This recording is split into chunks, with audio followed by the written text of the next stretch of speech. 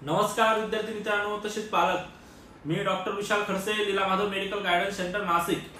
विद्यार्थी मित्रांनो, तुम्ही जर आपला हा व्हिडिओ फर्स्ट टाइम किंवा पहिल्यांदा जर बघत असाल तर चॅनलला नक्की सबस्क्राइब करून ठेवा, जेणेकरून जी काही महत्त्वपूर्ण अपडेट असेल ही तुमच्यापर्यंत पोहोचेल। ओके। आणि जर तुम्हाला आमच्या फ्री व्हॉट्सअप ग्रुपमध्ये जॉईन व्हायचं असेल तर डिस्क्रिप्शन मध्ये लिंक दिलेली आहे, तिथे जाऊन सुद्धा तुम्ही जॉईन होऊ शकता, जेणेकरून जी काही महत्त्वाची अपडेट आम्ही महत्त्वपूर्ण त्या ग्रुपवरती टाकू त्या ग्रुपवर तुम्हाला इझिली मिळेल। ओके। तुमचा जास्त वेळ न घेता चला आपण महत्त्वाच्या मुद्द्यावर बोलूयात। थंबनेलवर तुम्ही बघितलाच असेल की सर्वात कमी MBBS, BMS, BHMS other courses यांचा कट ऑफ शेवटी का कमी होतो, त्याच्या मागील काय कारण आहे। ओके। हे बघा, आता फर्स्ट राऊंड असेल, सेकंड राऊंड असेल, थर्ड राऊंड असेल, फोर्थ राऊंड असेल किंवा नंतर स्टे वॅकन्सी असेल, स्टे वॅकन्सी 2 असेल, मोपअप राऊंड असेल किंवा नंतर स्पॉट राऊंड वगैरे होतील, बरोबर आहे। आता जे रिपीट विद्यार्थी आहेत, ज्यांना एक्झॅक्टली माहिती आहे, जे मेरिट वर बसतात, जे बॉर्डरवर आहेत, समजा फॉर एक्झाम्पल जर विचार केला आपण की 470 465 या वर्षी कट ऑफ जाणार आहे, एक आपण असा विचार केला टेंटेटिव्हली, जर एक अंदाजा, बरोबर आहे। तर आता ज्या विद्यार्थ्यांना 450 मार्क्स आहेत, 455 मार्क्स आहेत, ओके, असे विद्यार्थी काय करतात की एकतर जे रिपीट असतील ते कुठेतरी आपलं एक वेट करतात 2 ते 3 राऊंड पर्यंत किंवा एक डिसिजन साईडला घेतात, बरोबर आहे। आता शेवटी कमी कट ऑफ काय होतो, याच्या मागील काय कारण आहे की प्रत्येक विद्यार्थी हे बघा, फर्स्ट राऊंड असेल, सेकंड असेल, थर्ड राऊंड असेल, जास्तीत जास्त वेट करतो महाराष्ट्रासाठी, थर्ड राऊंड पर्यंत ऍडमिशन मिळवण्याचा प्रयत्न करतो, पण थर्ड राऊंड पर्यंत तसाही कट ऑफ कमी जात नसतो, बरोबर आहे। तसा इझिली कट ऑफ कमी जात नसतो, कारण की कट ऑफ हा जातो जसं आपण सांगितलंय की शेवटच्या राऊंडला बघा, जसं फर्स्ट सेकंड थर्ड प्रत्येक विद्यार्थी वेट करतो महाराष्ट्रामध्ये, मग करत नाही, वेट केल्यानंतर सीट मिळत नाही, मग कुठेतरी त्यांना असं वाटतं बाबा महाराष्ट्रामध्ये आता सीट कमी राहिल्या असतील आणि नंतर कट ऑफ हा हायच जाईल, किंवा शेवटी जर आपल्याला सीट मिळाली नाही तर आपलं जे आहे हे एअरलॉस जाईल आणि आपल्याला सीट मिळणार नाही। 2000 म्हणजे जे काही 2025 असेल, 2024 असेल, हे प्रत्येक विद्यार्थ्यांना वाटतं। मग कुठलाही विद्यार्थी 3-4 राऊंड पर्यंत वेट करतो आणि त्यानंतर ज्याची आपली तारीख, जशी एमबीबीएस असेल, नंतर काही विद्यार्थी यूपीला जातात, काही विद्यार्थी कर्नाटकात जातात, काही एमपी जातात, काही कर्नाटकात जातात, जे काय आहे हे एमबीबीएस साठी आहे, बरोबर आहे। असे विद्यार्थी आपला निर्णय कुठेतरी घेतात। तसंच जर एमबीबीएस साठी असेल, बीएमएस असेल किंवा बीएचएमएस साठी असेल, तर प्रत्येक विद्यार्थी आपली कुठेतरी व्यवस्था हे बाहेर राज्यात करतो, किंवा काही विद्यार्थ्यांना महाराष्ट्र सोडून जायचं नसेल तर ते विद्यार्थी आयक्यू कोटा म्हणजे इन्स्टिट्यूट कोट्यातून हे ऍडमिशन घेत असतात तर थर्ड राऊंड झाल्यानंतर, बरोबर आहे। पण शेवटी बरेच विद्यार्थी काय करतात, काही विद्यार्थी नंतर रिपीटला जातात आणि फर्स्ट स्टार्ट पासूनच काही विद्यार्थी रजिस्ट्रेशनच करत नाही, काही विद्यार्थी डॉक्युमेंट व्हेरिफिकेशनच करत नाही, नंतर ते पार्टिसिपेट होत नाही आणि नंतर शेवटी काय होतं, दरवेळेस प्रमाणे की लास्ट मोमेंटला कुठेतरी प्रत्येक विद्यार्थी आपलं नियोजन करतो, ज्याला असं वाटतं किंवा होप्स आहेत, काही विद्यार्थी किंवा एखाद्या काउन्सिलरच्या ते मार्गदर्शनाखाली आहेत, किंवा आमचे सुद्धा काही विद्यार्थी आहेत, आम्हाला फर्स्ट राऊंडला किती कट ऑफ गेला, काय गेला, एसएमएल वाईज सर्व काय गोष्टी आहेत यावाईज सर्व अंदाज येतो, आणि आमचे जे विद्यार्थी आहेत आम्ही त्याला शेवटपर्यंत सांगतो, हा तुला सीट अलॉट होईल तर होईलच, महाराष्ट्राबाहेर जाण्याची गरज नाही। पण काही विद्यार्थी असतील, काही काउन्सिलर असतील, जे बाहेर अदर स्टेटमध्ये त्यांना घाबरून देतात आणि बाहेर स्टेटमध्ये त्याला जायला मजबूर करतात, बरोबर आहे, हे लास्ट मोमेंटला।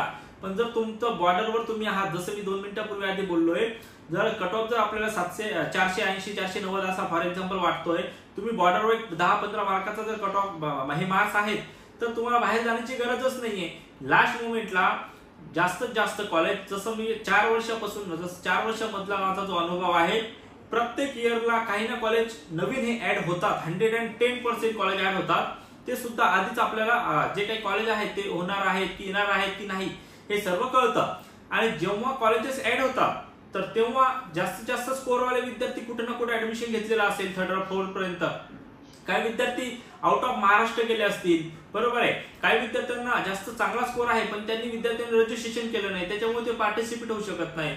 मग एक मिनिमम स्कोर वाले जे विद्यार्थी आहेत त्यांचा यामध्ये बेनिफिट होतो।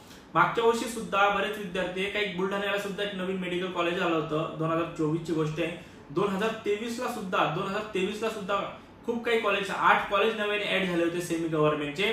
आता मागच्या वर्षी सुद्धा एमबीबीएस सुद्धा गव्हर्नमेंटचे 8 कॉलेज ऍड झाले होते असे दरवर्षी एकदम जास्त प्रमाणात हे लागत असते आणि चांगले ते चांगले कॉलेज ऍड होतात। आता कमी स्कोर आहे, नवीन जरी कॉलेज असेल तरी विद्यार्थ्यांना नको आहे असं नाहीये, कारण कमी स्कोर आहे आणि ऍडमिशन मिळतंय ते पण राऊंड थ्रू ऍडमिशन मिळतंय। तर या विद्यार्थ्यांनी शेवटपर्यंत जे विद्यार्थी वेट करतील, म्हणजे वेट करा, म्हणजे तुम्हाला जे 100-150 मार्क्स आहे पण वेट करा, हे चुकीचं आहे, करून फायदा नाहीये। जर तुमचा एकदम बॉर्डरवर स्कोर आहे, 20-25 मार्काचा फरक आहे किंवा तुम्ही रिपीट करत आहात तरी पण पार्टिसिपेट करून ठेवा, म्हणजे शेवटी जर कट ऑफ कमी झाला तर तुम्हाला ती शीट अलॉट होईल। काही विद्यार्थ्यांना चांगला स्कोर असतो पण पार्टिसिपेट करत नाही, मग त्यांच्या स्कोरनुसार त्यांना सीट अलॉट होते लास्ट मोमेंटला, पण तेव्हा त्यांना पस्तावा येतो, त्यांना हे वाटतं, त्याची वाईट वाटतं की अरे यार आपण रजिस्ट्रेशन आपण पार्टिसिपेट काउन्सिलिंग मध्ये जर केला असता तर आपल्याला शीट ही शेवटी अलॉट झालेली असती। तर तुमची चुकी होईल असं तुम्ही करू नका आणि महाराष्ट्राच्या काउन्सिलिंग मध्ये ऍटलीस्ट रजिस्ट्रेशन करा, डॉक्युमेंट व्हेरिफिकेशन करा आणि पार्टिसिपेट करून ठेवा, जेणेकरून लास्ट मोमेंटला जसं मी सांगितलं नवीन कॉलेज ऍड होती किंवा काही कॉलेजचा कट ऑफ कमी जातो, तर अशा पद्धतीने आपल्याला शीट अलॉट होऊ शकते। आता जसं स्पॉट राऊंड म्हटलं, फिजिकली राऊंड, आता MBBS चा राऊंड असेल, जसं काही विद्यार्थ्यांचं बजेट महाराष्ट्रामध्ये 90 लाखापर्यंत 80 लाखापर्यंत 70 लाखापर्यंत आहे, पण MBBSच पाहिजे।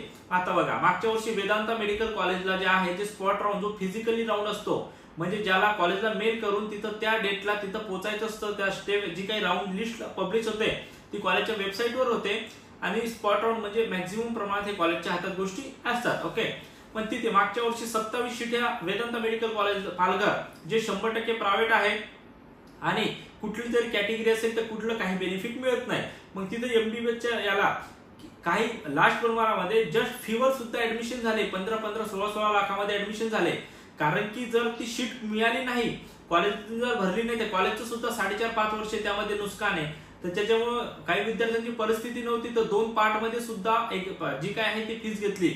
आता थोडं कॅश नसेल, डीडी नसेल, चेक सुद्धा घेतला किंवा काही दिवसानंतर पेमेंट घेतलं, पण विद्यार्थी कॉलेजनी शीट भरून घेतल्या तर स्पॉट राऊंड पर्यंत ह्या सर्व गोष्टी व्यवस्थित होत असतात आणि विद्यार्थ्यांनी पालकांनी जास्त गडबड न करू तुम्ही तुमचं ऍडमिशन सिक्युअर करू शकता।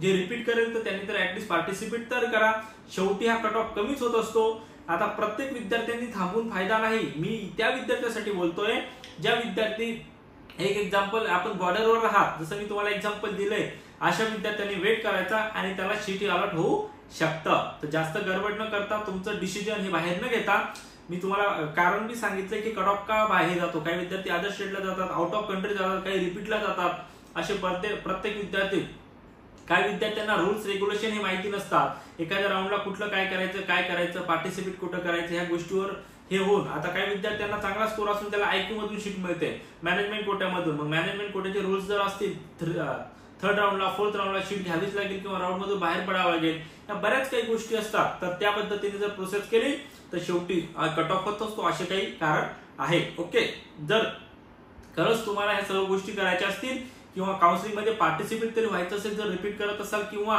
एक ट्राय जरी करायचं असेल तरी खाली दिलेल्या नंबरवर कॉन्टॅक्ट करा, आमच्या स्टाफशी कॉन्टॅक्ट करा, एक जर पॉसिबल झालं तर नक्की ऑफिसला व्हिजिट करा, जेणेकरून मी सुद्धा तुम्हाला सर्व डिटेल्स मध्ये एक्सप्लेन करू शकतो। ओके, आणि जर खरंच हा व्हिडिओ तुम्हाला महत्त्वपूर्ण वाटला असेल तर तुमच्या गरजू मित्रांपर्यंत नक्की शेअर करा, जेणेकरून त्यांना या व्हिडिओचा बेनिफिट होईल। ओके, आणि आतापर्यंत जर तुम्ही चॅनलला सबस्क्राईब केलं नसेल तर चॅनलला सबस्क्राईब करून ठेवा, जेणेकरून जी काही जसा मला वेळ मिळेल तशी जी काही महत्त्वाची अपडेट असेल ती अपडेट मी तुमच्यापर्यंत पोहोचवण्याचा प्रयत्न 100% करेल। आणि जर कमी स्कोर असेल, फॉर एक्झाम्पल जस्ट क्वालिफाय आहे, 150च्या आत मार्क्स आहेत, SC ST OBC open, EWS NTC NTD NTB total category आहे, बजेट कमी आहे, महाराष्ट्रात BHMS करायचं असेल तरी सुद्धा BHMS तुमचं कमीत कमी खर्चामध्ये 5 ते 6 लाखात तुमचं BHMS होईल, किंवा अदर स्टेटला BMS करायचं आहे विथ हॉस्टेल मेस इन्क्लूड 13.5-14 लाखामध्ये करायचं असेल तरी सुद्धा कॉन्टॅक्ट करा, सीट कमी आहेत, व्यवस्थित सर्व तुमचं ऍडमिशन करून दिला जाईल। भेटूया आपण नेक्स्ट व्हिडिओ। थँक्यू, धन्यवाद।